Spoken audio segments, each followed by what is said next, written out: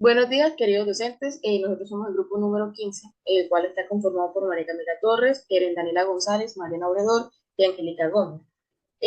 Para este video vamos a explicar un poco sobre qué fue lo que desarrollamos en el proyecto integrador de las materias de neuropsicología y metodología de la investigación. Como un pequeño resumen, tenemos que este artículo aborda los efectos a largo plazo de la violencia sexual en la infancia sobre los procesos cognitivos superiores, particularmente la atención y la memoria en personas adultas. La violencia sexual en la infancia constituye una de las formas más graves de vulneración de los derechos humanos, con consecuencias que pueden perdurar a lo largo de la vida, afectando significativamente el desarrollo emocional, social y neurocognitivo de quienes la padecen. Esta investigación se llevó a cabo en Colombia, en un contexto donde persisten condiciones socioculturales como la impunidad, la violencia intrafamiliar y la escasa cobertura de servicios psicológicos especializados, lo cual dificulta el abordaje adecuado de esta problemática. A pesar del reconocimiento creciente del impacto del trauma infantil, los efectos específicos sobre procesos cognitivos superiores como la atención y la memoria en la adultez no han sido suficientemente estudiados. El proyecto se enfocó en analizar estos efectos mediante una metodología cuantitativa y comparativa, aplicando el inventario de experiencias traumáticas en la infancia y la batería neuropsia, atención y memoria a una muestra de 200 personas adultas. Las restricciones principales incluyeron el acceso a participantes con características específicas y la necesidad de garantizar condiciones éticas y de confidencialidad en la recolección de datos. Los hallazgos demostraron diferencias significativas entre los grupos evaluados y evidenciando el impacto duradero del abuso sexual infantil sobre funciones cognitivas esenciales para el funcionamiento cognitivo. Para hablar un poco sobre la metodología, tenemos un tipo de estudio. Este proyecto de investigación se marca dentro del enfoque cuantitativo, lo cual implica que se trabajó con datos medibles y observables recolectados a través de instrumentos estandarizados y analizados mediante procedimientos estadísticos. Desde este enfoque se buscó establecer relaciones entre variables claramente definidas. La variable independiente, que fue la violencia sexual en la infancia, y la dependiente, que fueron los procesos cognitivos superiores, particularmente la atención y la memoria. En cuanto a su diseño metodológico, este estudio este tipo no experimental, ya que no se manipuló ninguna variable ni se intervino en las condiciones de los participantes. En su lugar, se observó y se analizaron las características existentes de dos grupos diferenciados, personas adultas con antecedentes de violencia sexual y personas sin antecedentes. Esta elección metodológica fue adecuada considerando la naturaleza sensible del fenómeno a estudiar, ya que la ética profesional impide inducir situaciones traumáticas o alteraciones previas. Este estudio también es comparativo. Su objetivo central fue analizar las diferencias entre ambos grupos en cuanto a su desempeño en pruebas neuropsicológicas relacionadas con funciones cognitivas superiores. Esta comparación permitió identificar patrones y tendencias que reflejan el posible impacto a largo plazo del trauma infantil. Y además se clasifica como una investigación de corte transversal, lo que significa que los datos fueron recolectados en un único momento temporal, que fue entre abril y mayo del 2025. Esta característica permitió tener una fotografía del estado actual del funcionamiento cognitivo de los participantes sin necesidad de realizar seguimientos prolongados. El estudio puede definirse como explicativo, ya que no se limitó a describir la diferencia entre los grupos, sino que también buscó comprender y explicar las causas subyacentes a esas diferencias, basándose en teorías psicológicas, neuropsicológicas y del trauma. El objetivo fue generar conocimientos aplicables que permiten fundamentar intervenciones clínicas y políticas públicas orientadas a la atención de adultos sobrevivientes de abuso sexual infantil. Bueno, los participantes. La población objetivo de estudio estuvo conformada por personas adultas mayores de 18 años. Se tomó una muestra, la cual fue compuesta por 200 participantes seleccionados mediante un muestreo no probabilístico por conveniencia, teniendo en cuenta la disponibilidad y disposición de las personas para participar en el estudio. Los participantes, o sea, las 200 personas, fueron divididas en dos grupos de 100 cada grupo.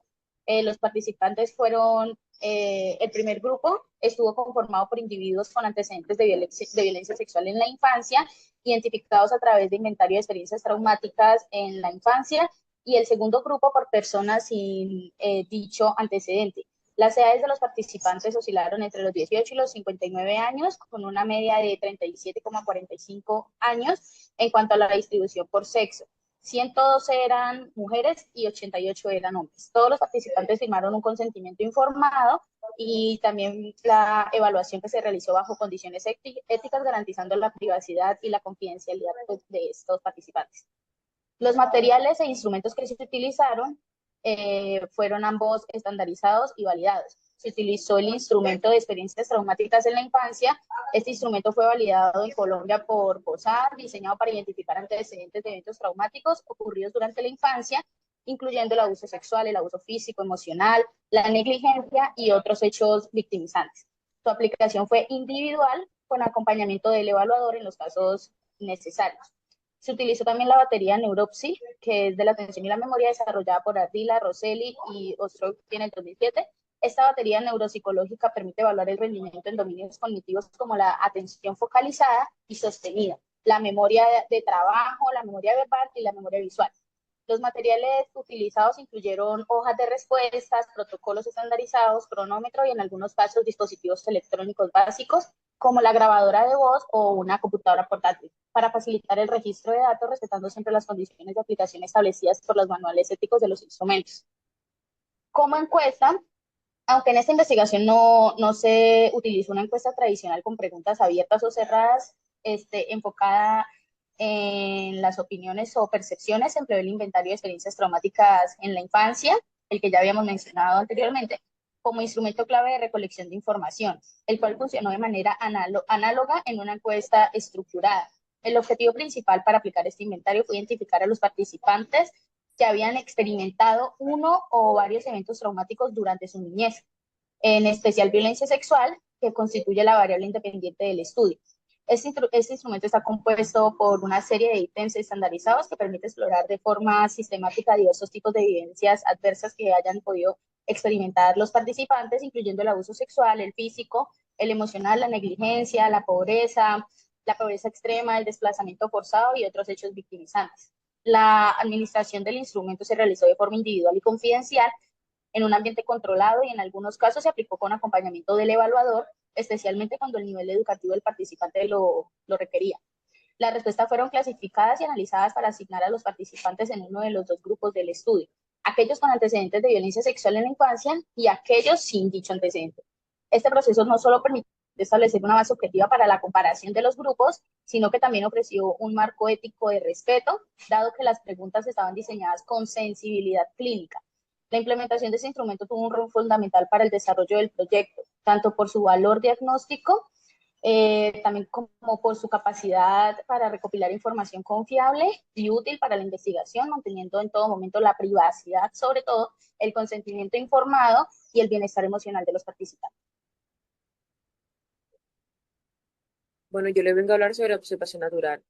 Durante la ejecución del proyecto no se llevó a cabo un proceso formal de observación natural, ni participantes ni no participantes, como técnica de investigación. No obstante, los evaluadores realizaron observaciones directas durante la aplicación individual de los instrumentos, principalmente para asegurar condiciones adecuadas de ambiente, concentración, comprensión de instrucciones y registro de posibles relaciones o comportamientos relevantes que pudieran incluir en los participantes como tal.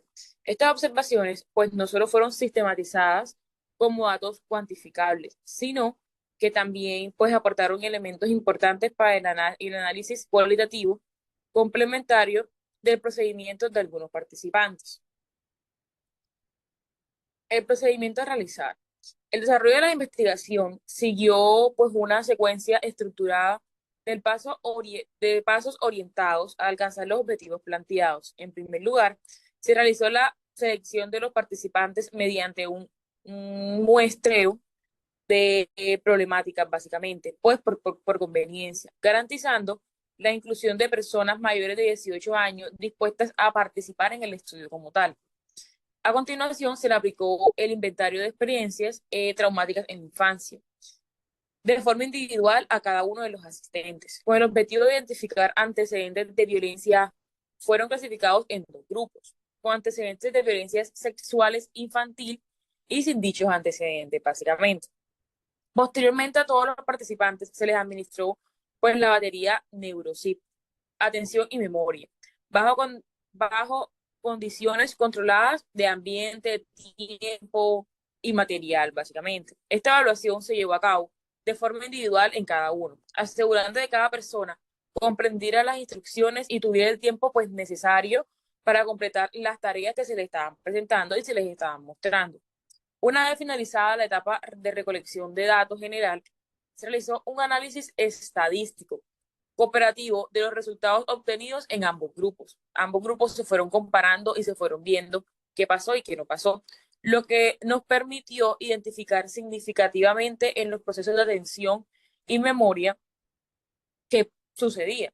Paralelamente, significativas en los procesos de atención. Paralelamente se llevó a cabo pues una revisión teórica, se puede decir, de literatura científica actualizada, que sirvió como un sustento conceptual para la interpretación de los hallazgos que podíamos encontrar. Les voy a hablar sobre los resultados que se llevaron a cabo en ese proceso.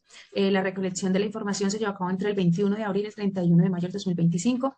Los resultados obtenidos evidencian diferentes significativas en la infancia y en aquellos sin antecedentes en cuanto al rendimiento en proceso de atención y de memoria. Como se muestra en la primera tabla, en la tabla número 1, el grupo con antecedentes de trauma infantil presentó puntuaciones más bajas en todas las pruebas aplicadas. En atención sostenida, la media fue de 65,4, mientras que en el grupo sin antecedentes tuvo una media de 74,5.